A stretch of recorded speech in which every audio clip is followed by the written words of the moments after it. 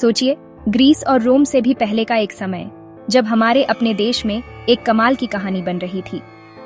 Indus valley civilisation, Bharat की पहली महान शहरी सोसाइटी, ताकतवर इंडस रिवर के किनारे पनपी। ये असली लोग थे, कोई कहानियां नहीं, जिन्होंने ऑर्गेनाइज्ड शहर बनाए जब दुनिया का एक बड़ा हिस्सा अभी भी गांवों में था। उनके शहर कम्युनिटी पर पनपे, जीत पर नहीं। हजारों साल पहले शहरी जीवन की नींव रखी। सदियों तक उनकी उपलब्धियां छिपी रहीं, जब तक 1920s में आर्कियोलॉजिस्ट्स ने पूरे शहर नहीं खोज निकाले जो पूरी तरह से प्लान्ड और अपनी कम्प्लेक्सिटी में हैरान करने वाले थे। इस खोज ने प्राचीन भारत को लेकर हमारी समझ को बदल दिया, एक ऐसी सभ्यता को दिखाया जो इनोवेशन और शांतिपूर्ण सह अस्तित्व में रूटेड थी। इंडस वैली सिर्फ गांवों का एक कलेक्शन नहीं थी, बल्कि बिजी शहरों का एक नेटवर्क थी। आम लोगों ने एक्स्ट्रॉर्डिनरी चीजें हासिल की। उनकी विरासत हमें वंडर के साथ पीछे देखने और उम्मीद के साथ आगे बढ़ने के लिए इंस्पायर करती है। हड़प्पा और मोहेंजो-दारो नाम इतिहास में इंडस वैली के जुड़वां रत्नों की तरह गूंजते हैं। ये शहर अर्बन प्लानिंग के कमाल थे, जिनकी सड़कें परफेक्ट ग्रिड्स में बिछी थीं और घर स्टैंडर्डाइज्ड ईंटों से बने थे। लगभग हर घर में एक प्राइवेट बाथरूम था जो पूरे शहर के ड्रेनेज सिस्टम से जुड़ा था, अपने समय से हजारों साल आगे। शहरों को रोजमर्रा की जिंदगी के लिए एक निचले शहर और ग्रैंडरीज और ग्रेट बाथ जैसी पब्लिक इमारतों के लिए एक ऊंचे सीटाडेल में बांटा गया था। बड़े ग्रैंडरीज की मौजूदगी एक अच्छी तरह से मैनेज्ड एग्रीकल्चरल इकोनॉमी की तरफ इशारा करती है। द ग्रेट बाथ, जिसे नेचुरल बाइटमिन से वाटरप्रूफ किया गया था, उनकी एडवांस्ड इंजीनियरिंग को दिखाता है। ये शहर सोच समझकर डिजाइन किए गए थे, जो प्रैक्टिकल जरूरतों और कम्युनिटी लाइफ को बैलेंस करते थे।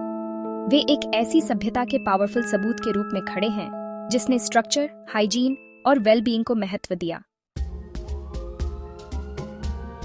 दूसरे प्राचीन साम्राज्यों के उलट इंडस वैली सिविलाइजेशन ने कोई बड़े महल, मंदिर या सेनाएं नहीं छोड़ी।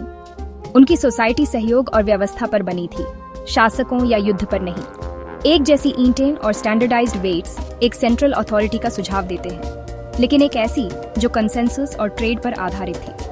उनका फोकस सिविक लाइफ पर था, ग्रैंडरीज, डॉक्स और पब्लिक बाथ्स, राजाओं के स्मारकों पर नहीं। कला में रोजमर्रा की जिंदगी और जानवरों को दर्शाया गया था, लड़ाइयों को नहीं। उनके शांतिपूर्ण समृद्ध समाज ने शिल्प कौशल को पनपने दिया, जैसा कि फेमस डांसिंग गर्ल स्टैच्यू में देखा गया है।